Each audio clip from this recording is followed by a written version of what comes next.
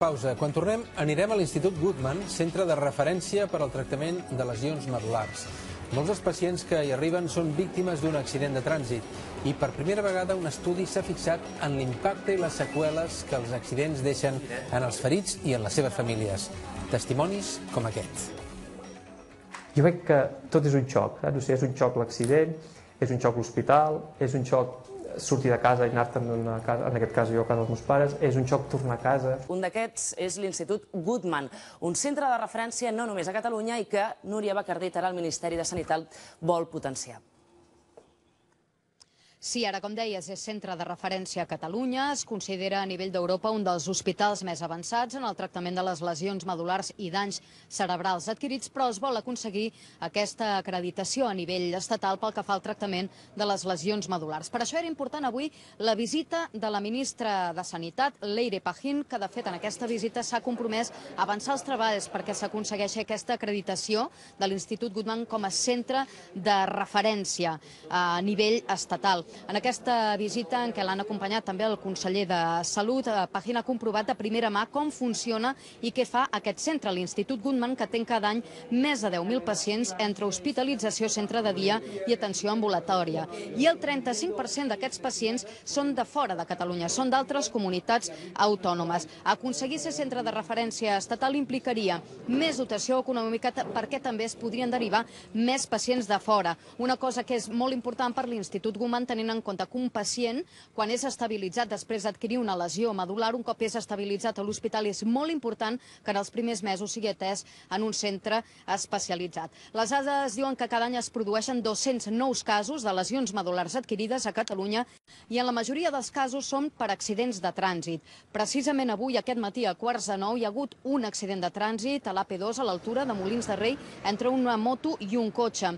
La motocicleta anava en direcció a Tarragona i ha xocat contra un cotxe quan canviava de carril. La motorista està en estat greu, però no es tem per la seva vida.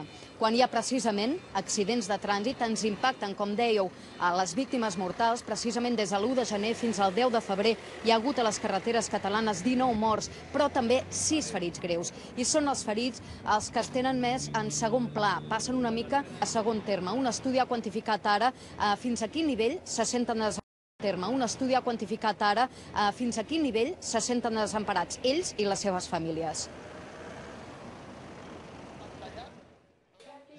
Un accident de trànsit greu li va aturar el ritme de la seva vida i la de la seva família. En Gabriel, pare de 2 fills i espòs de la Maribel, es recupera ja fa més de mig any de múltiples fractures i lesions internes greus. Tot és un xoc, saps? O sigui, és un xoc l'accident, és un xoc l'hospital, és un xoc sortir de casa i anar-te'n a casa, en aquest cas jo a casa dels meus pares, és un xoc tornar a casa, o sigui, tots els canvis eren horrorosos. I de cop i volta et trobes assentat, no pots fer res, necessites a tothom per fer-ho tot, necessites a tota la gent per alçar-te, per menjar, perquè t'acompanyin al lavabo, i fas petit, saps? I amb un raconet, i com que no tens possibilitat de mobilitat ni desplaçar-te allò, doncs, amb la teva cadireta, amb els teus coixins per anar canviant la postura, clar, que no et faci mal i això, i no sacsegeu gaire, i silenci, i no em moveu gaire, saps? L'evolució de les ferides és lenta, però té la seguretat que podrà tornar a la feina i, per tant, està agraït i se sent afortunat. La millor psicologia que he tingut ha sigut a casa meva i la meva família. Quan arribo aquí a casa i tinc els nens que em trobo malament, que tinc mal i això, i tinc el nen gran que m'abraça, que no sé què, i em fa mal, i penso, potser estaria més bé, però ell t'ajuda, saps? Les famílies de les víctimes són considerades pels experts com a víctimes invisibles que pateixen molt. Ara un estudi les ha tret a la llum. A Catalunya, en els últims 10 anys, més de 40.000 famílies s'han vist afectades per un accident de trànsit amb greus conseqüències i han expressat com se senten.